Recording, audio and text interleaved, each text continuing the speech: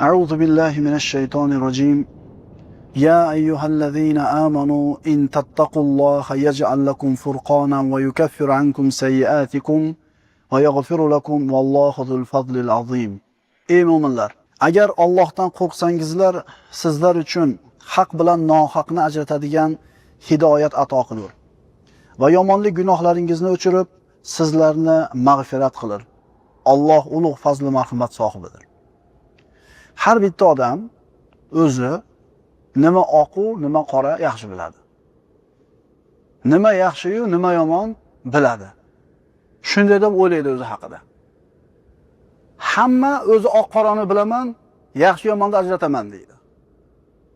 Haqiqatan ham shundaymi? Quyida o'qilgan oyat karimaga quloq soladigan bo'lsak, hamma ham bila olmas ekan. Ya'ni hamma o'zi to'g'ri deb bilgan ishi to'g'ri bo'lmas ekan. Hamma noto'g'ri, xato degan narsasi xato bo'lmas ekan. To'g'ri nima? Alloh nimani to'g'ri desa, shu to'g'ri. Noto'g'ri nima? Alloh nimani noto'g'ri desa, shu narsa noto'g'ri. Alloh taolo aytayaptiki, ey iymon keltirganlar, agar Allohdan qo'rqsangizlar, sizlar uchun haq bilan nohaqni ajratadigan hidoyatni ato qildi. Demak, Alloh taolo hidoyat bersa, ine inson qaysi narsa haq u, qaysi narsa nohaq farqiga boradi. Alloh tomonidan hidoyat olganlargina nima haq u, nima nohaq uni yaxshi biladi. Va man yu'min billahi yahdi qalba. Kim Allohga iymon keltirsa, u zot uning qalbini to'g'ri yo'lga hidoyat qilur. Alloh hidoyat qilsa, ine inson to'g'ri yo'lda bo'ladi. Va man yatawakkal alallohi fa huwa hasbuhu. Kim Allohga tavakkul qilsa, bas Allohning o'zi unga yetarlik. Bugungi suhbatimizning mavzusi g'am, tashvish, iztirob, qalbni xotirjam bo'lmasligi, qalqib turishligi. Ya'ni shunday bir dardki, yer yuzida yashayotgan odamlarda 100 tadan 10 tasida mana shu kasal albatta bor. Ehtimol ko'prog'ida bor. Lekin shu kasalga chalinganligini bilmaydi, tabibga borib tashxis qilib shunaqa kasali borligini aniqlashlikka vaqti yoki fahmi yetmaydi. İnsanlarda qalbidagi vahima, qo'rquv, xavotir, har xil gaplarda, har xil xabarlarda eshitgan paytda qalbini bir iztirobga tushishligi, xotirjam, sakinatli bo'lmasligi. Alloh alam bu dard 10% emas, undan ko'proq odamda bo'lsa kerak. Qur'oni Karim va payg'ambarimiz sollallohu alayhi vasallamning sunnat saniyalarida mana shu kasalni sabablari hamda uni hal qilishlikni yo'llari ko'rsatilgan. Hozirgi kunda yashayotgan odamlarni, mana aytib o'tdik, juda ko'pchiligi mana shu qalbidagi qo'rquv, xavotir, g'am, qayg'u tufayli o'zini yelkasidagi vojiblarni bajara olmayotganligini, hayotdan umidsizlikka tushayotganligi, hayotidan tushkunlikka tushib ketayotganligini ko'ramiz. Buni sababi nima? Bu xoh dunyosi to'lib toshgan odam bo'lsin, xoh bir faqir odam bo'lsin, farqi yo'q. Mana shu xavotir, bu yerga aytgan qalqishlik juda ko'pchiligimizning qalbimizda bor. Va xususan bu qalqishlik yana ziyoda bo'ladi qachon bizni ko'nglimizga yoqmaydigan bir xabarni eshitib qolsak, yo bir qandaydir mish-mish gapni eshitgan paytda bu yerga qo'rquv yana ham ziyoda bo'lib ketadi. Va bu narsa insonni hayotini harobga aylantiradi. Hayotidan bir shirinlikni ketkazadi. Hozirgi zamonaviy bir tadqiqotlarga qaraganda mana yer yuzida odamlarda yashayotganlarning 10% mana shu qalqishlik kasaliga, xavotir degan kasalga, stress deymiz endi bizning tilda. Ana, soddaroq qilib aytsak, shu stressga chaliqqan odamlar. Stress nima? Doim bir asabi tarang. Bitta gap gapirsang kam, ikkita gapirsang ko'p. Bir yarimta gap yo'q. Meni tinch qo'y. Hatto o'zini bola chaqasini ozgina shovqunini, erkalashini ko'tara olmaydi. Meni tinch qo'y. Meni tinch qo'y.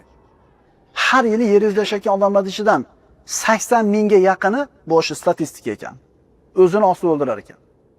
O'zini o'zi o'ldirar ekanki, hayotdan to'yganligidan, umidsizlikka tushganligidan, hayotda umidi qolmaganligidan.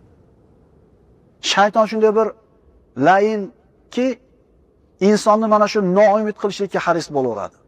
Amirul Mu'minin Ali ibn Abi Talib karramallohu vajhadan so'rashdi. Man ashaddu jundillah. Allohning askarlarining ichidagi eng shiddatlisi, quvvatlisi qaysi? Ali roziyallohu anhu javob berib, tog' dedi. So'ngra aytdiki, tog'ni temir kesadi dedi. Demak, temir kuchli qo'shin. Endi temirni o't eritadi. Demak, o't kuchli. O'tni suv o'chiradi. Demak, suv kuchli. Suvni bulut ko'taradi. Demak, bulut kuchli. Bulutni shamol haydaydi. Demak, shamol kuchli. Endi shamol inson shamolni o'zini foydasiga burib ishlatadi. Yelkanli kemalar bilan kemalarni haydatadi. Demak, inson kuchli. Endi insonni uyqu yengadi. Uyqu kuchli. Uyquni nima ketkazadi? G'am, qayg'u, tashvish. Demak, Alloh taoloning eng kuchli qo'shini bu g'am, qayg'u, tashvish bo'ldi. Zamonamizda keng tarqalgan mana shu iztirob, xavf va xatar, qalqishlikni sabablari quyidagilar. Birinchidan, soddaroq qilib aytsak, qachon qalbimiz xotirjam, asabimiz tarang bo'lmay, birovni ko'rganda bir xuluq shuvoli bilan kutib olamiz. Qachon? Nima sababdan mana shu narsalar paydo bo'ladi odamlarning hayotida? Albatta bu narsa, boyagi stress degan narsa, iymonli odamlarda kamroq uchraydi, iymonsizlardan ko'ra. Allohdan deb qo'yadi, shu bilan ketaveradi. Mana shu qalqishlik, iztirob, g'am, tashvishni birinchi sabab. Astagfirullah. Va man a'rada an zikri fa inna lahu ma'ishatan dhankan va nahshuruhu yawmal qiyamati a'ma. Kim mening eslatmamdan yuz o'girsa, bas. Albatta uning uchun tang, baxtsiz hayot bo'lur va biz uni qiyomat kunida ko'r holda tiriltiramiz. Birinchi sabab insonda qalbi taskin topib, xotirjam yashamasligini birinchi sababi iymondan yuz o'girganligi. Alloh taolo aytayapti, meni zikrimdan yuz o'girsa, meni ulug'lashlikdan uzoq bo'lsa, uni hayoti tang, baxtsiz bo'ladi deb aytayapti. Qarang, uni kambag'al bo'ladi, kasal bo'ladi demayapti. Allohdan yuz o'girgan odamning hayoti hech qachon shirin bo'lmaydi. Chunki insonni baxtsiz qiladigan birinchi narsa kufr. Baxtsiz qiladigan birinchi narsa Allohning zikridan uzoq bo'lishligi. Ikkinchidan, insonni qalbini mana shunday iztirob bilan turishligi, gunohlarni ko'p qilishligi. Bu hadis Oysha roziyallohu anhodan rivoyat qilinadi. Imom Ahmad sahihlarda keltirgan. Qala Nabiy sollallohu alayhi vasallam: "Iza kasurat zunubul abdi va lam yakun lahu ma yukaffiruha min al-amal, ibtalahu Allohu azza va jalla bil hazni, balki bil huzni liyukaffiraha anhu." Imom Ahmad rivoyat. Qarang. Agar bir bandaning gunohlari ko'paysa va mana shu gunohlarini kafforat qiladigan boshqa savobli amallari bo'lmasa, Alloh taolo bu bandani g'am, qayg'u bilan balolab qo'yadi. Gunohlaridan tozalanib olishligi uchun. Tushunalingmi? Agar bir bandaning gunohlari ko'paysa va mana shu gunohlarini kafforat qiladigan boshqa savobli amallari bo'lmasa, Alloh taolo bu bandani g'am, qayg'u bilan balolab qo'yadi. Gunohlaridan tozalanib olishligi uchun. Demak, mana shu g'amga kirayotganligi mo'minda o'zi Allohning marhamati bo'lyapti. Chunki tavba qilmayotdi, gunohlari kafforat bo'lishligi uchun, namoz o'qimayotdi, yuvilishligi uchun, sadaqa qilmayotdi, ibodat qilmayotdi. Gunoh ko'payib ketadi, Alloh taolo nima baloni berib qo'yar ekan? G'am, qayg'u, tashvish. Pul yo'qligida o'zi bir g'am edi. Shart to'satdan kelib qoldi. Yana o'shuncha g'am nima bo'ldi? Yo'g'ida ham g'am edi. Keluvdi ham nima bo'ldi? G'am bo'ldi. Siz bilan biz yelkamizda g'am, tashvish ozroq bo'lishligi uchun birodarlar, savob amallarni ko'proq qilaylikki, qilgan xatolarimizni yuvib tursin, bizni g'am, tashvish bilan Alloh taolo balolashlikka hojat qolmasin. Shuning uchun haqiqatan qarasangiz, namoz o'qiydigan, masjidga keladigan, Allohning zikrida qatnashadigan kishilarni qarasangiz, g'am, tashvishi shu ishni qilmayotganlarnikidan ko'ra chandon oz bo'ladi. Allohdan deb qo'yadi. Bitta ma'ruzani eshitadi-da, qalbi yumshab, bir hafta ezib turgan yelkasini. G'ami nima bo'ladi? To'g'ri aytdi domla, haqiqatan shunaqa deydi. Insonni doim qalbini iztirobga tushib turishligini yana bitta sababi insonni qalbi iymondan bo'shligi hamda qazoi qadarga bo'lgan e'tiqodini sustligi. Ya'ni ma sha'allohu kana va ma lam yasha. Alloh nimani xohlagan bo'lsa bo'ldi, nimani xohlamagan narsa bo'lmadi degan e'tiqodda mustahkam odam bir ish bo'lgandan keyin har qancha musibatli bo'lsin, Har qancha bir og'ir bo'lsa nima deydi? Demak, Alloh shuni xohlagan ekan. Mana bu bo'ldi deydi. Endi biz rozi bo'lsak ajr olamiz, gunohlarimiz yuviladi, undan kattaroq Alloh taolo mukofot beradi deydi.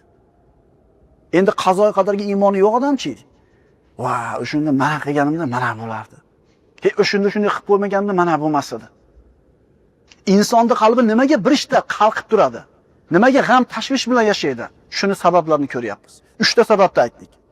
Allohning zikridan uzoq bo'lganligi, gunohlarning ko'pligi hamda Allohga bo'lgan iymoni, qazoyi qadarga bo'lgan iymonni zaif bo'lgan odamlar qalbi doim istirofda qalqib turishlikda bo'ladi. Insonni mana shu tang holatga tushiradigan sabablarning yana bittasi iqtisodiy holati.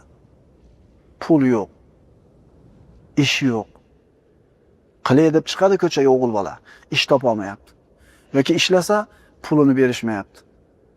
O'sha ishni qilguncha birodan qarz olgan, endi ishlab uzay desa, ish bo'lmayapti, qarzi ko'p.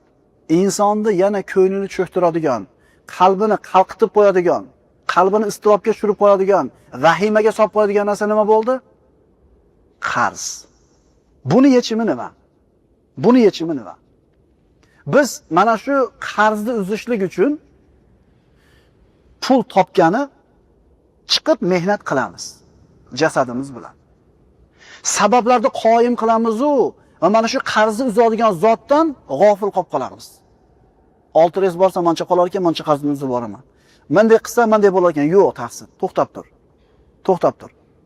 Payg'ambarimiz sollallohu alayhi vasallam kunlarda birida masjidga kirganlarida ansorlardan bo'lgan Abu Umoma ismli bir sahoba nohatta bir tushkunlikka tushgan holda o'tirardi.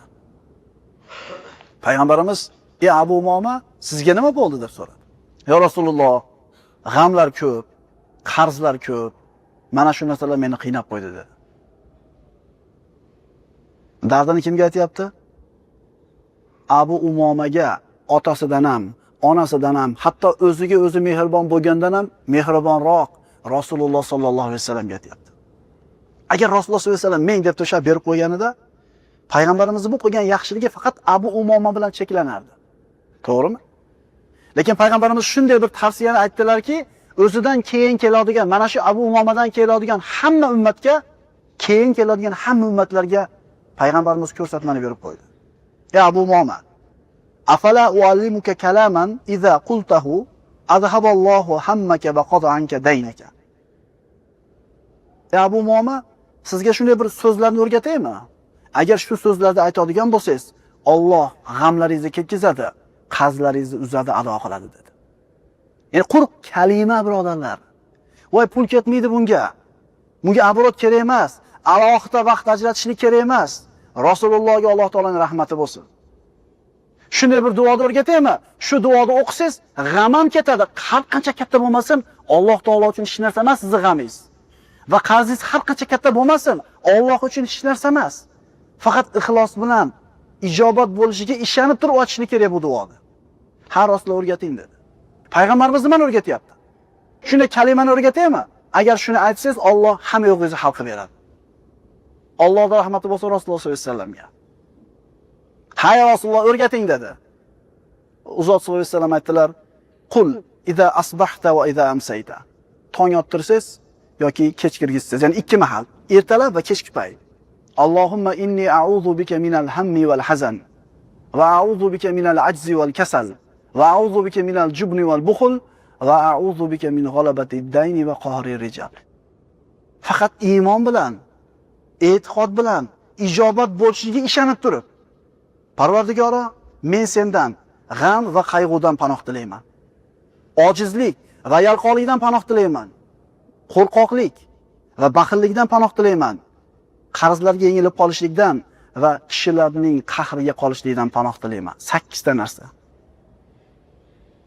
G'am qayg'udan, ojizlik va yalqonlikdan, qo'rqoqlik va baxillikdan, qarzga yengilib qolishlikdan va odamlarda qahriga qolib ketishlikdan. Abu Umoma aytadi, Allohga qasam deydi. Shu duoni davomiy aytdim, Alloh g'amlarimni ham ketkizdi, qarzlarimni ham uzdi deydi. Biz ham bugun aytamiz asrgacha. Esimizga tushganda aytib qo'yamiz. Keyin 10 kun aytamiz, 15 kun aytamiz. U yoq bu yerda qarasa hech bir o'zgarish yo'q-da. Endi u sahobalar boshqacha aytgan ekanda.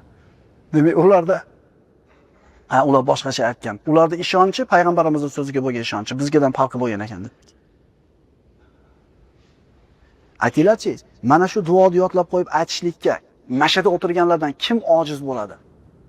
Yodlab qo'yganimiz esimizdan chiqib qoladi. Ikki mahalla ekan. Inson g'am va qayg'uga kiradi. Ulamolar aytadi, g'am kelajak haqida bo'ladi, qayg'u o'tib ketgan ishlarga bo'ladi. Qaytarib aytaman, g'am hali bo'lmagan ish haqida o'ylab turib g'amga kiradi inson. Qayg'uchi bo'lib o'tib ketgan. Qarang, ikkalasi ham yo'q hozir kunda. G'am kelajak haqidami? Kelajak kelgani yo'q hali, u yo'q. Endi qayg'u nimaga? O'tmishga. U ham yo'q. Qayerga ketdi? G'ayb dunyosiga ketdi. Insonni doimiy qalbini tang qilib turadigan, istirobga, qo'rquvga, xavotirga solib turadigan sabablarning yana bittasi Alloh taoloning hidoyatidan hamda uning ibodatida istiqomatdan uzoq bo'lishlik. Insonlar ana shu o'zini hayotda qiynayotgan muammolarini hal qilishlik uchun mehnatda, harakatni qilishadi, lekin o'sha mushkulalarni bergan va shu mushkulalarni ketkazadigan zotdan g'ofil qolishadi. Juma paytida klientlar keladi, nima deydi, qo'shnilar yopganda men jinni savdo qilaman deydi. Sizni g'amingizni, qayg'ungizni ketkazadigan zot, u zotni rozi qiladigan ishni qiling, o'zi biladi qanaqa qilib hal qilib berishini. Va ishonavering, siz uchun yozilgan narsa adashib birovga borib qolmaydi. Bu iymonimiz bizni. Inson iymon halovatini qachon totadi? Inson iymon halovatini qachon totadi? Sen uchun yozilgan narsa adashib boshqaga ketib qolmaydi. Boshqalarga yozilgan narsa adashib senga kelib qolmaydi. Shuni tushunmaguningcha, birodar, iymoning komil bo'lmaydi. Xotirjam bo'ling, rizqingiz bormi? Yashaysiz. Xotirjam bo'ling, rizqingiz bormi? Ayrilmaysiz. Endi xotirjam bo'ling, hamma yoqda 5 qilib qo'yganingizda shunda yo'qib qoladi. Kim xohlagan edi uni? Alloh subhanahu va taolo xohlagan edi. Payg'ambarimiz sollallohu alayhi vasallam aytadilar: "Man ja'alal hamma hamman wahida va huwa hammul ma'ad, kafahu sa'ira humumihi." Bu hadis Ibn Mojahning sahihlarida keltirilgan, Ibn Mas'udda. G'ami yo'q odamda o'zi yo'q. Bu aqli yo'q odamda g'ami bo'lmaydi. Endi Payg'ambarimiz sollallohu alayhi vasallam aytayaptilarki, kim hamma g'amini bitta g'amga almashtirib olsa, oxiratda g'am yeydi. Alloh boshqa hamma g'amlarini o'zining zimmasiga oladi, kifoya qiladi. Qaytaramiz. Hamma g'amni yig'ishtirib tashab, oxiratda g'amini birinchi o'ringa qo'ying. Alloh taolo boshqa hamma g'amingizni o'zining zimmasiga oladi. Yo ishonmaymizmi birodarlar payg'ambarimizga? Abu Umoma roziyallohu anhu 2 mahal aytib qo'ydi shu duoni. Bilmayman, bir oyatdimi, bir yil aytdimi? Hamma g'ami ketdi, hamma qarzi uzildi. Nimaga biz ishonmaymiz? Ko'chaga chiqsa, ko'chada ko'ngil yo'qmaydigan ishlar. Tijoratiga tushsa, tijoratda bir ko'ngildek bo'lmayapti. Uyiga kelsa, uydagi muomala zo'r emas. Odam otilib ketadi, birodarlar. Iloji yo'q. U inson doim bunaqa naprejенияda, stressda yasha olmaydi. O'shuning uchun osib qo'yapti 80 mingta odam yiliga yer yuzida. Endi iymonli odamchi. Ibn Qoyyum rahimahulloh shunday deydi. Insonni 4 ta narsa halok qiladi. G'am, qayg'u, ochlik va uyqusizlik. Endi ochlik bilan uyqusizlik yo'q. Siz bilan biz uyqumiz ham joyida, qonimiz ham to'g'ri, ikkovi joyida. Lekin siz bilan bizni qalbimiz, ruhimizni nima ezib qo'yapti? G'am va tashvish. Siqilish. Mana shu siqilishlik siz bilan bizda bo'lmasligi uchun, shu asablarimiz tarang bo'lmasligi uchun nima qilishimiz kerak? Birinchidan Alloh taoloning qazo va qadariga bo'lgan iymonimiz to'liq bo'lsin. Bilaylik, inson o'zi uchun yozilgan narsa boshqa birovga adashib ketmaydi. Boshqa birovlarga yozilgan narsa adashib bunga kelib qolmaydi. Bu qazoy qadar. Iymon keltirgan odam xotirjam bo'lish kerak. Ikkinchidan, Alloh subhanahu va taoloning tasbihida, tahlilida bo'lishlik kerak bo'ladi. Inson Robbisidan rozi bo'lishligi kerak. Rozi bo'lsangiz ham shu bo'ldi. Norozi bo'lsangiz ham bo'ldi. Sizni rozi bo'lishingiz bo'lmasligi hech narsani o'zgartirmaydi, o'tdi ketdi. Endi norozi bo'lsangiz gunohkor bo'lasiz. G'amingiz ustiga g'am tushadi, siqilasiz. Rozi bo'lsangiz, Alloh taolo mukofot beradi va yo'qotgan narsangizdan kattarog'ini beradi. Agar nima qilsangiz, rozi bo'lsangiz. Valaqad na'lamu annaka yadhiqu sadruka bima yaqulun. Payg'ambarimiz sollallohu alayhi vasallam Makka da turgan paytida majnun deyishdi mushriklar, kazzob deyishdi, kohin deyishdi, sehrgar deyishdi, xolaganini deyishdi. Payg'ambarimizning yuragi siqilardi bundan, yuragi ezilar edi. Alloh taolo nima deyapti, diqqat qilinglar. Birodarlar, siz haqingizda xohlagan gapini gapirsin. Sizning ustingizda xohlagan ishini qilaman desin. Kim aytgani bo'ladi? Alloh aytayapti. Shak shubhasiz biz ular sizni masxara qilib aytayotgan so'zlaridan dilingiz siqilishini bilurmiz.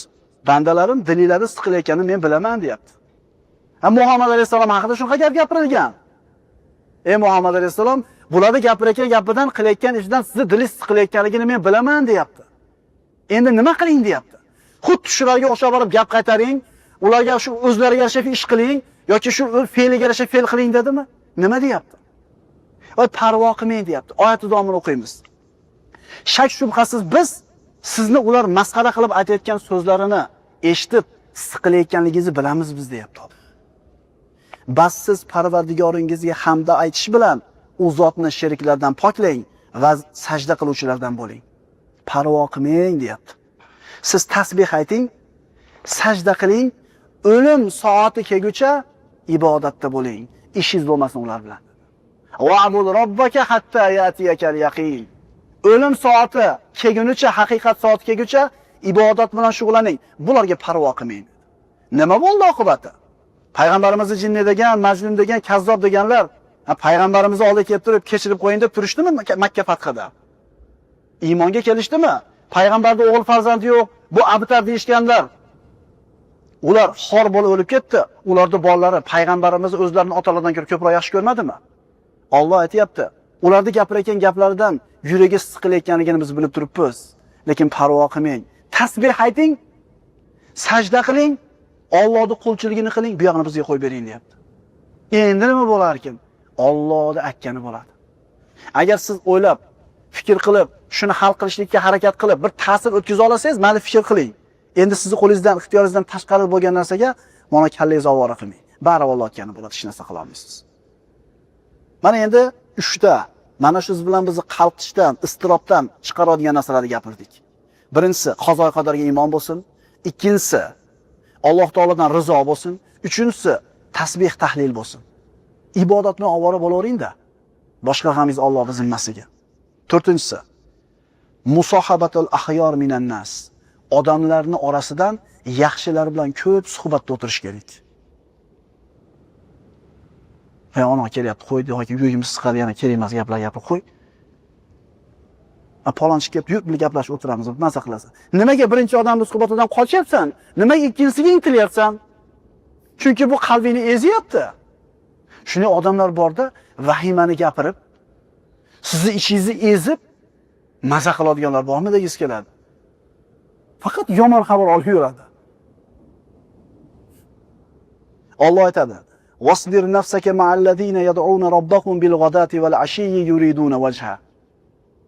Siz o'zingizni, ya'ni Muhammad alayhisalomga kimlarni o'ziga do'st tutishligini o'rgatyapti. Siz o'zingizni ertayu kech Parvardigorlarning yuzini, roziligini istab, unga iltijo qiladigan zotlar bilan birga tuting. Ya'ni yaxshi odamlar bilan birga bo'ling va kimdan uzoq bo'ling. Ko'zlaringiz hayotda dunyo ziynatlarini ko'zlab, ulardan o'tib o'zga ahli dunyolarga boqmasin va biz qalbini bizni zikr qilishdan g'ofil qilib qo'ygan, havoi nafsiga ergashgan va qilar ishi isrofgarchilik bo'lgan kimsalarga itoat etmang. Odamlar ikki xil bo'ladi, deyapti Alloh taolo. Ertaga kech Allohning roziligini g'ami bilan yurganlar bor, hamda dunyoda qiladigan ishi isrofgarchilik bo'lganlar bor. Ikkinchi odamlarga qaramang, birinchilar bilan birga bo'ling deydi. Mana shunday bir solih insonlar bilan o'tirsangiz, boshingizga kelgan musibat har qancha katta bo'lmasin, bu vaqtinchaligini eslatishadi. Har qancha qiyin ahvolga tushmang, Alloh bir kun chiqarishini eslatishadi. Har qancha dardingiz katta bo'lmasin, Ayyub alayhisalomning dardichalik emas deb qalbingizga taskin beradi. ularda Alloh qanday najotga chiqarganini eslatadi, qalbingiz taskin topadi. Endi boyaga aytgandek, ikkinchi toifa odamlar bilan bo'lsangiz, hayotingiz har qancha zo'r bo'lmasin, ularni o'lchov bilan yuradigan bo'lsangiz, norozi bo'laverasiz hayotingizdan. O'zi zo'r yurish-turishingiz, turmushingiz. Lekin dunyoda qo'ygan odamlarga ulfat olib qolsangiz, yeta olmaysiz ularga, ishonavering. Mana mashinani olib endi xursand bo'lib turdingiz, undan keyingisini oldi ular. Endi unaqa olish kerak endi. Biz o'zimizni hayotimizni o'zimiz achchiq qilamiz birodarlar, ulfat tanlayatib turib. Boyaga duo. Allohumma inni a'udhu bika minal hammi wal hazan va a'udhu bika minal ajzi wal kasal va a'udhu bika minal jubni wal bukhl va a'udhu bika min ghalabati dayni va qahri rijal. Payg'ambarimiz sollallohu alayhi vasallam aytdilar. Ibn Mas'uddan Imom Ahmad keltirgan hadis, sahih hadis. Ma asaba ahadan qat hammun wala hazanun faqal. Agar qaysi bir odamga g'ammidi, qayg'umidi yetsa, shunday desin. Allohumma inni abduk va ibnu abdika va ibnu amatika. Nasiyati biyadik, madin fiyya hukmuk, adlun fiyya qadauk. As'aluka bikulli ismin huwa lak, sammayta bihi nafsak, aw 'allamtahu ahadan min khalqik, aw anzaltahu fi kitabik, aw ista'tharta bihi fi 'ilmi al-ghaybi 'indak, an taj'ala al-Qur'ana rabi'a qalbi va nura sadri va jala huzni va dhahaba hammi illa azhaba Allahu hammahu va huznahu va abdalahu makanan farah. Agar bir kishiga g'am va qayg'u yetsa, u shunday desin. Payg'ambarimiz buyuryapti. Parvardigoro, albatta men sening bandangman. Qulingning o'g'li, cho'ringning o'g'liman. Peshonam sening qo'lingda. Mening ustimda sening hukming o'tkuvchidir. Mening ustimda qazoing odildir. Sening har bir isming bilan o'zingni o'zing nomlagan yoki mahluqotlardan biriga o'zing o'rgatgan yoki o'z kitobingda tushirgan yoki o'zing huzuringda g'ayb ilmida olib qo'ygan ismlaring bilan Qur'onni qalbimning bahori, ko'ksimning nuri qilishingni, g'amim va qayg'ularimni ketkazuvchi qilishingni so'rayman desa, Alloh uning g'am qayg'ularini ketkazib, xursandchilikka almashtirib qo'yadi. Ikkita duo. Ikkita duo. Mana shu duolarda yodlab, bir marta ertalab, bir marta kech payt aytib qo'ygani, kimimiz ojizlik qilamiz. Agar shu duolarda, shu tavsiyalarda, ko'rsatmalarda eshitgandan keyin ham yana siqilib, yana bo'g'ilib hayotda yashayotgan bo'lsak, biz ummati Muhammad bo'lishiga loyiq bo'lmayapmizmikin? Pul demayapti, vaqt demayapti, umrini sarf qil demayapti. Shu duoda ishonib aytib qo'y, hamma g'amingni men ko'taraman deyapti. Meni rozi qilishing g'amini yelkangga olgin, boshqa g'amingni o'zim kifoya qilaman deyapti. Ishona olmaymizmi? Sahobalardan buni eshitganlar, "Ya Rasululloh, buni o'rganib qo'yaylikmi?" deganida, "Ha, buni eshitgan har bir kishiga o'rganib qo'yishligi vojib bo'ladi" dedi. Demak, zamonimizda keng yozilgan, yoyilib ketgan mana shu torlik, asab torligi, qalbni torligi, stress, nervniligimiz ketishini xohlasak, g'am tashvishlarimizni ko'tarilib, qarzlarimizni ketishligini xohlasak, nima qilaylik ekan? Ko'proq ishlaylik ekan. Nima? Namozni qo'yib qo'yib yana bir reys qilaylik ekanmi shu reysni? Yoki harom bo'lsa ham shu olib kelmasdan sotaylik ekanmi? Birodarlar, g'amni biz hal qilmaymiz. G'amni Alloh hal qiladi. Alloh subhanahu va taolo o'zi tavfiq bersin. O'zi tavfiq bermasa, bizning qo'limizdan hech narsa kelmaydi.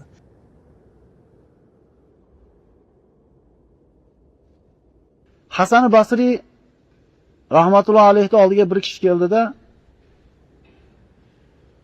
kambag'alligidan shikoyat qildi. Shu birim 2 bo'lmayapti.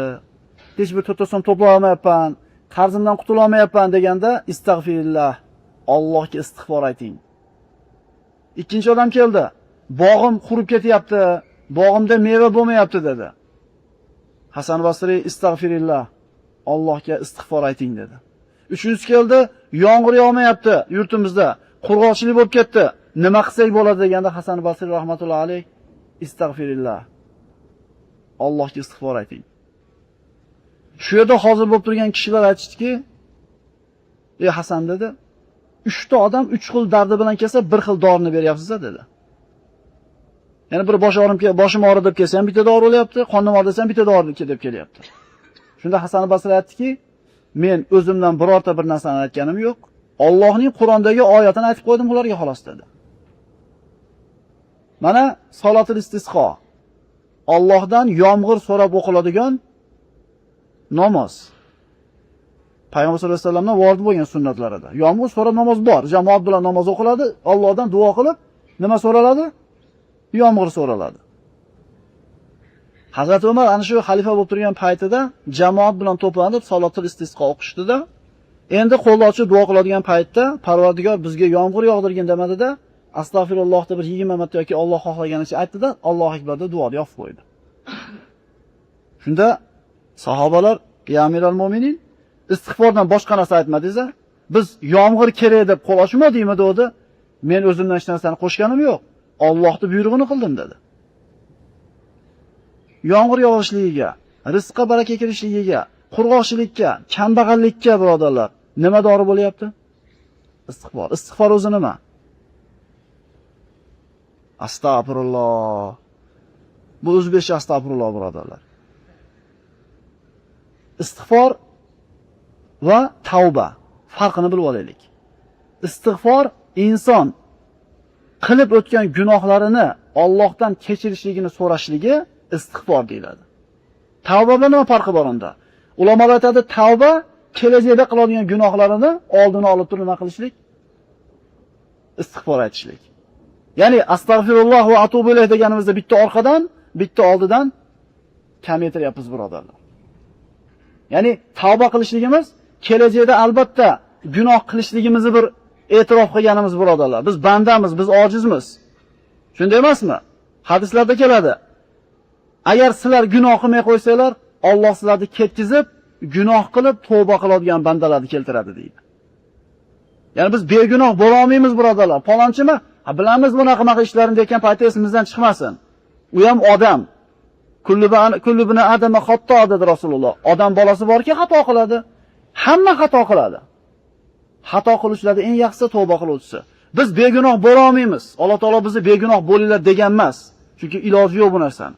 Lekin Alloh taolo banda imkon darajasida gunoh qilmaslikka harakat qilib, bilib bilmasdan qasddan beqasd gunoh qilib qo'ygandan keyin o'zini ojizligini tan olib, Parvardigorini kechirimli ekanligini zikr qilib, Allohdan kechirim so'rashimizni xohlar ekan. Pastligimizni tan olib, Allohga yalinishimizni xohlar ekan, birodarlar. Tushunalingmi? Avvalda u bilamiz uni mana ishlari bor. U anaqa odam, anaqa deyotganda o'zimizga ham qaraylik ozgina. Istig'for avval qilgan gunohlarimizdan Allohdan kechirim so'rash, tavba kelajakda bo'ladigan gunohlarimizdan kechirim so'rash. Alloh taoloning buyruqlari birodarlar, bizni ikki dunyoyimizni obod qilishligiga, obod bo'lishiga sabab bo'ladi. Modomiki siz bilan biz kitob va sunnatda mahkam ushlar ekanmiz, albatta saodatga yetishmay ilojimiz yo'q. Chunki bu kitob birodarlar hudallil muttaqin deyilgan. Mana qaytib aytyapmiz. Bizning dinimiz hatto hojatxonaga qaysi oyoq bilan kirib, qaysi oyoq bilan chiqib, qaysi tomonga qarab o'tirishlikkacha o'rgatgan bu din, birodarlar. Oyoq kiyimingizni qaysinisidan yechib, qaysinisidan kiyishga o'rgatgan din. Yotayotganda qaysi tomon bilan yotib, nima deb yotishlikkacha o'rgatgan din. Shunday bir oddiy mayda ishlarda yo'lini ko'rsatgan islom, pul topish yo'lini o'rgatmagan deysizlarmi? Lekin men afsus bo'lsinki, ayni islom mana shu pul topishni o'rgatgan xonasini qo'yib turib, o'zimizni bilgan ishimizni qilyapmiz. Alloh taolo mana Qur'oni Karimda Hud alayhisalomni o'zini qavmiga aytgan so'zlarini oyat orqali bayon qilib aytadiki, astagfirullah, faqultu astaghfiru robbakum innahu Nuh alayhisalom so'zi, faqultu astaghfiru robbakum innahu kana ghaffara yursilis samaa alaykum midrara va yumdidkum bi amwalin va banina va yaj'al lakum jannatin va yaj'al lakum anhara. Mana bir birodarimiz so'ragan edi. Mana astagfirulloh, subhanalloh, Alloh akbar deymiz. Albatta buni mukofotini qayerda olamiz? Dunyoda olasizlar, o'g'lar birodarlar. U bizda din ishi, dunyoda ishda bo'linib qolgan tushunchamiz bor. Diniy ishlar bilan yuribmiz deb qo'yamiz. Nima bozorga borib pul topishingiz diniy ish emasmi? Diniy ish u. Xotin bola chaqangni bog'dadimi Alloh? Agar o'sha niyatda bola chaqani Alloh erkan yuklagan, shuni boqaman deb chiqayotgan bo'lsangiz, diniy ishni o'zi-yu bu. Oyoq kiyimingizni yaltiratib artayotgan paytingizda nima bu? Dunyoviy ishmi bu? Diniy ish. Chunki din nazofat degan. Alloh taolo go'zal zot, go'zallikni yaxshi ko'radi degan payg'ambar vasallam. Demak, patinkamizni artayotganda birodarlar, diniy ish qilyapmiz ekan. Mashinamizni chekkaga qo'yayotgan paytimizda birodarlar, diniy ish qilyapmiz ekan. Savdogarlar prilavkani chiroyli qilib terib, kelgan klientga yaxshi muomala qilayotganda, sizlar tijorat ishini emas, Allohning buyrug'ini bajaryapsizlar ekan. Musulmon odamda diniy ishi, dunyo ishi bo'lmaydi. Musulmonning hayoti din. Xo'p, mana aytayotgan subhanalloh, alhamdulillah, Allohu akbarni har bittasiga birodar oxiratda ajr olamiz. Lekin faqat oxiratda emas, avval dunyoda beradi Alloh. Kimga desa, dunyoda o'zida mukofot olishiga aniq ishonib gapirgan kishiga birodarlar. Shunaqamikin? Dedimi akalar, pishdi. Shuncha odam aytayapti-yu, men ham aytaveraychi. Birodarlar, aqidada bularga taqlid qilinmaydi. Shunday emasmi? Shu hamma bor deyapti-yu, Alloh bor deyapti-yu, men ham bor deyaveraychi. Yoki hamma namoz o'qiyapti-yu, hamma ishonyapti, bo'lsa kerak, birodar. Bir mahallar hamma Xudo yo'q deganlarga ham ergashib ketgan. Ko'pchilik ergashib ketgan. Rasululloh sollallohu alayhi vasallam hadislarda marhamat qiladi, mo'min kishi immo bo'lmaydi deydi. Immo kim yo Rasululloh desa, agar odamlar yaxshilik qilsa, yaxshilik qilib qo'yadi. Agar odamlar aynisa, aynib qo'yadi. Ya'ni ko'pchilik nima desa biz ham unaqa bo'lmaydi musulmon. Musulmonning o'zini bosgan qadami bo'ladi, o'zining pozitsiyasi bo'ladi birodarlar. Din degan, iymon degan pozitsiyasidan turib muomala qiladi. Xo'p, oxiratimizga foydasi bor ekan bu kalimalarimizni. Dunyoyimizga ham foydasi bormi? Albatta bor. Bor mikin demaylik. Mikin deyotgan qalbimizda shu o'tayotgan bo'lsa, bizga ishlamaydi bu narsa. Nuh alayhissalom o'zini qavmining ichida 1000 yil turgan bo'lsa, boring 950 yil payg'ambar bo'lib turgan bo'lsa, ularni da'vat qildi. Robbisiga shikoyat qilyapti. Parvardigor, inni da'utu qavmi laylan va nahara. Men qavmimni ertaman ham, kech payt ham da'vat qildim. Meni da'vatim mendan ularni bezishiga sabab bo'ldi. Ertaman ham da'vat qildim, kech payt ham, kunduzi ham, qorong'ida ham. Bittadan ushlab ham gapirdim, jamoatiga ham gapirdim. Pishirib ham gapirdim, baqirib ham gapirdim. Lekin mendan uzoqlashiga sabab bo'ldi. Nima dedim ularga? Bori dunyoda chiqib yo'q qilinglar degani yo'q. Qarang, nima deyapti? Faqul tustagfiru robbakum. Ey qavm, ana Hasan Basri 3 ta odamga bitta dorini aytayapti, istig'for aytayapti. Yomg'ir so'rash kerak bo'lsa, Umar ibn Hattob istig'for aytayapti.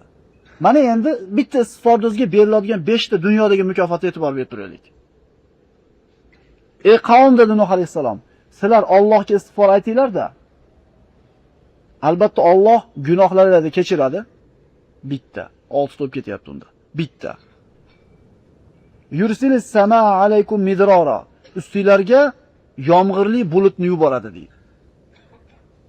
Yomg'ir bo'lmasa nima bo'ladi? Yomg'ir bo'lmasa pishadi hamma yo'q. Ana shu qo'yroq yerga bug'doy chashgan paytda yomg'ir bilan bo'lib ketgan bug'doy bo'lib ketsa, o'sha yil bug'doy serob bo'ladi. Shunday emasmi? Yomg'ir bo'lsa, ana suv omborda suv bo'ladi. Suv omborda suv bo'lsa, dehqonning ishi yaxshi bo'ladi. Suv akalar hayot. Birinchi yo'l Alloh taolo nimani zikr qilyapti? Suvni. Sizlar istig'for etsanglar, ustinglarga yomg'ir yog'adi deyapti. Bitta bo'ldimi? Va yumdidukum bi amwalin va banin. Istig'for aytinglar, gunohkorliginglarni tan olinglar, Alloh kechirishligini talab qilinglar, o'zingizlarni pastligingizni e'tirof qilinglar, sizlarni moli dunyo bilan va bola chaqa bilan quvvatlantirib qo'yadi. Bola bu yerda chaqa deyapti avval. Alloh molinglarga baraka beradi, farzandlaringizni ko'paytiradi deyapti. Mana ba'zi g'arb mamlakatlarida ko'ryapmiz birodarlar. Borsa, grajdanstwani sirazi beryapti. Nimaga shuna bo'lyapti? Xususan mana Rossiyada. Chunki ko'payish yo'q. Bu davlat o'zini xalqi bilan boy bo'ladi. Qirilib ketyapti. G'arb mamlakatlarini qaraydigan bo'lsak, 40 ga kirguncha men o'zim uchun yashab olay deyapti erkagi, o'zim uchun yashab olay deyapti xotini. Agar erga tegsam, bola chaqa bilan ovora olib, moncha umrim o'tib ketar ekan, moncha puldan qolib ketaman ekan. deyapti-da 40 ga kirguncha bittasi bilan uchrashib yuribdi.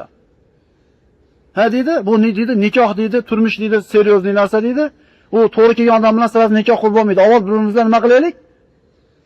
Tanishaylik, xarakterimizga to'g'ri keladimi? Yashaydi polni. 3 oy, 4 yil bir bilan yashab turib, tanishib, bizga deydi xarakterlarimiz to'g'ri kelmadi deydi. Ajrashib ketadi. Keyin boshqa komandaga o'tib ketaveradi. Nima bo'lyapti? 40 ga kirgandan keyin uylanay deyapti, bu tug'olmay qolyapti, bu yaramay qolyapti. Shu bilan qarabsiz, qirilib ketyapti akalar. Alloh taolo nima deyapti? Istig'for aytinglar deyapti. Istig'for aytinglar, Alloh sizlarga mol va dunyolarni ziyoda qiladi. Bola chaqani beradi. So'ngra nima beradi? Va yajallakum jannatin. Alloh jannatlarda, jannat degani bog' degani. Bog'i rog'laringizda ziyoda qiladi. Barakotli qiladi bog'laringizda. Va yajallakum anharo. Daryolarda to'ldir suv oqadi. Qaranglar akalar. Bitta istig'for aytsak, astagfirulloh va atubu ilayhda bir marta aytsak, Alloh 5 ta narsani va'da qilyapti. Yomg'ir. Ha. Chaqa. Bola. Bog', daryo deyapti. Nima kerak yana? Bitta xalqda rivojlanib baraka topishligi uchun, o'z unib o'sishligi uchun nima kerak yana? Bitta istig'forga Alloh taolo bog'lab qo'yapti. Astagfirulloh va atubu ilayh. Birodarlar, tinimsiz aytish kerak bu kalimani. Xususan, mana ko'chada tijorat bilan yurgan, safarda yurgan birodarlarimizga shu aytadigan gapimiz shuki, o tasbih aytganida tasbih yo'qdir qo'lingizda. Namoz o'qisa desa sharoit yo'qdir, Qur'on o'qiydi desa iloji yo'qdir, lekin mana bu tilingiz jahiz ichida svobodni aylanadi-yu. Yurakdan ishonib turib, birodar, Robbimizning va'dasi bu. Ikkilanmaylik. Astagfirulloh va atubu ilayh 5 ta narsa bor bizga. Bu oyatda va'da qilingani, yana hadisda va'da qilingan narsalar ham bor. Demak, Hasan Basri 3 ta kasal bilan kelgan odamga istig'for ating deganda haq bo'lgan ekan u kishi. Bog'im qurib dedi, kambag'al bo'ldim dedi, yomg'ir bo'lmayapti dedi, ucharasiga nima dedi? Istig'for aytdi. Demak, haqida ekan. Umar ibn Hattob Parvardigor yomg'ir ber demasdan astagfirulloh atubu ilayh Allohu akbar deb qo'ydi, u ham haq bo'lgan ekan. Istig'for aytaveraylik-da. Shu 5 tadan albatta tegadi bizga. Hech bo'lmasa 5 tasi. Istig'forni fazilatlaridan. Mana Imom Ahmad kitoblarida keltirilgan hadisda Abdulloh ibn Mas'ud rivoyat qilgan, qola Rasululloh sollallohu alayhi vasallam: "Man aktaral istig'fara ja'alallohu lahu min kulli hammin farajan va min kulli dhiqin makhrajan va razaqahu min haythu la yahtasib." Akalar, shior qilib olaylik shu hadisda. Qaranglar. Bu yerda 5 ta narsa va'da qilindi oyatda. Hadisni qarang. Rasululloh aytadi, kim istig'forni ko'paytirsa, aksara ko'paytirishlik degani. Biz sanaymiz-u. Sanamay qo'yaylik-da. Sanasak ko'paytirganga o'xshab ketamiz. Bo'ldi, bugunga yetadi. Bugun 200 ta aytib qo'ydim. Qora suvchilar, qora suvga ketgunicha hali qurib ketganda quloqni o'chirib turib, 15 minut etsangiz, 15 minutda bilasizmi necha marta astagfirulloh deysiz? Endi 2 soat erta bekitib chiqib ketavering konteyneringizga. Alloh berib qo'ydi o'sha 2 soatligini ham bu yoqda. Chiqib kelayotganda necha marta astagfirulloh deya olasiz? Nimaga demaymiz shuni? Nimaga demaymiz? Mana shu qurib ketganda quloqni buramasak, birodarlar, rizqimiz tepayadi. Mana kechagi darsda aytdik. Inson o'ziga kelayotgan rizqni gunoh qilib to'sib qo'yadi tevadan deyildi. Bu sahih hadislarda kelgan. Gunoh qilyapmizmi? Rizqimiz tepayadi, birodarlar. Biz rizqimizga taalluqli demasak, tiyila olmayapmiz gunohdan. Bizga albatta cho'ntagimizga zarar bo'lish kerak bu narsani. Kim istig'forni ko'paytirsa, Alloh bu kishini har qanday g'amini yechib qo'yadi. Bu sahih hadis, yana qaytarib aytaman. Har qanday g'amini Alloh xalqi beradi va min kulli ziqin mahrajan, har qanday torlikdan chiqib ketadigan keng joyni ko'rsatib qo'yadi.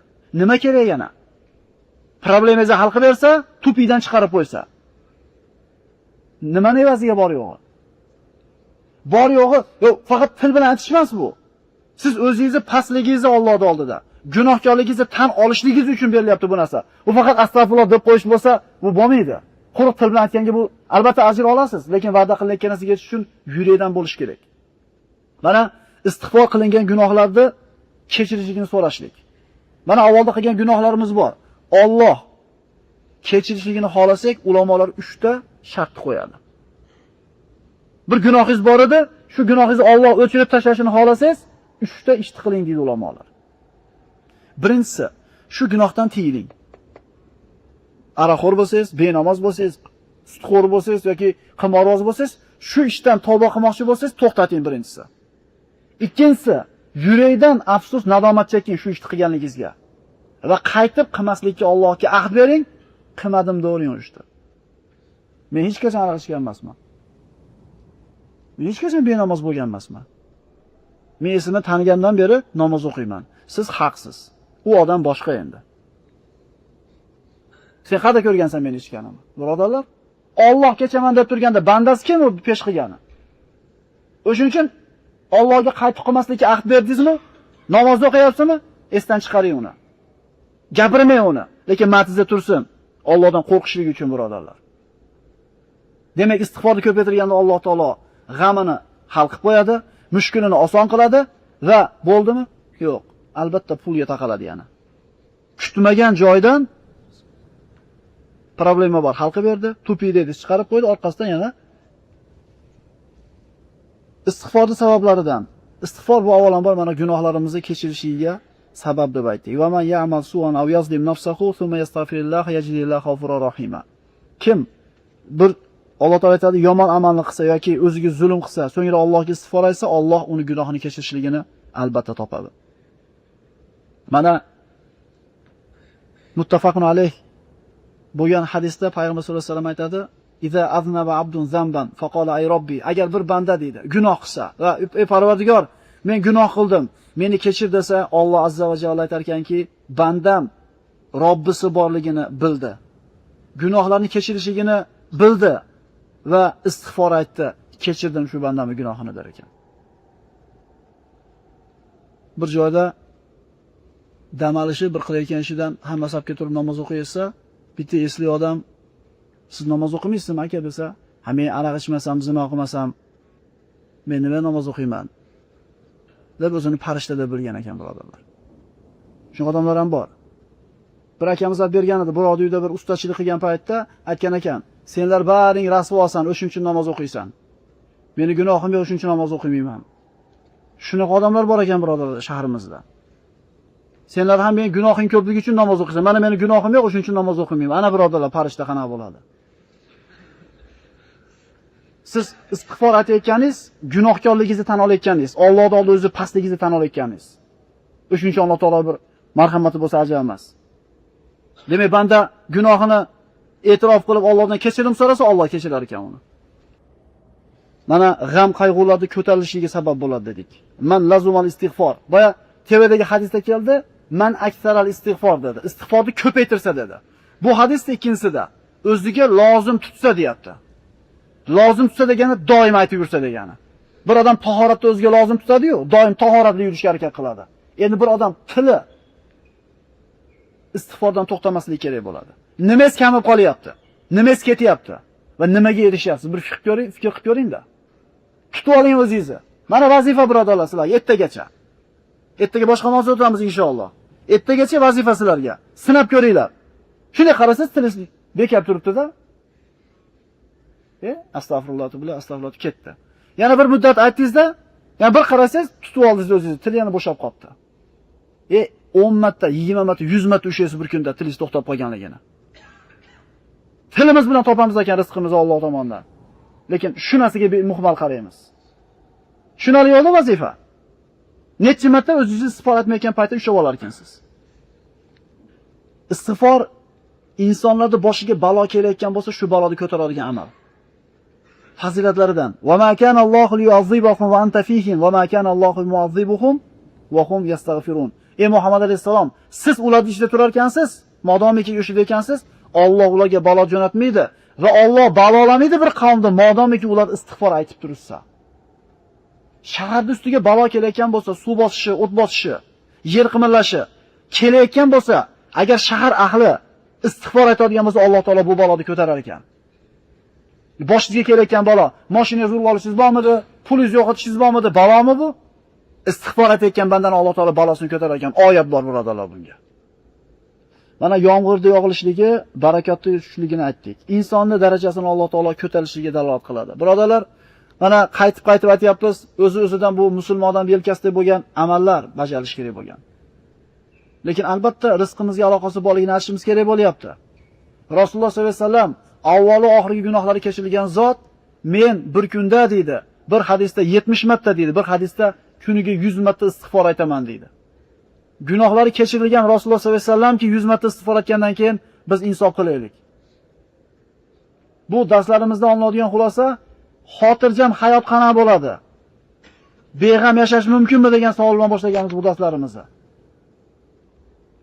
Rizqqa baraka kelsa, qalbimizga xotirjamlik kelsa, shu emasmi birodarlar? Biz istayotgan narsa. Bu Allohni rozi qiladigan yo'lga yurishligimiz bilan bo'ladi. Demak birodarlar, mana duoda o'qib yursang, chiqib qolyapti kitoblar. Duoda 100 ming marta kim o'qisa, bitta farishta kelar ekan peshonasiga. Kim mana duoda 20 ming marta o'qisa, birodarlar, mana sizlarga oyat hadisdan sodda. Qiyin emas, nimasi zo'r? Astagfirulloh va atubu ilayh. Qiyinmi? Mana birodarlar, ertagacha sanab ko'raylik, qanday bir ta'siri bo'ladi.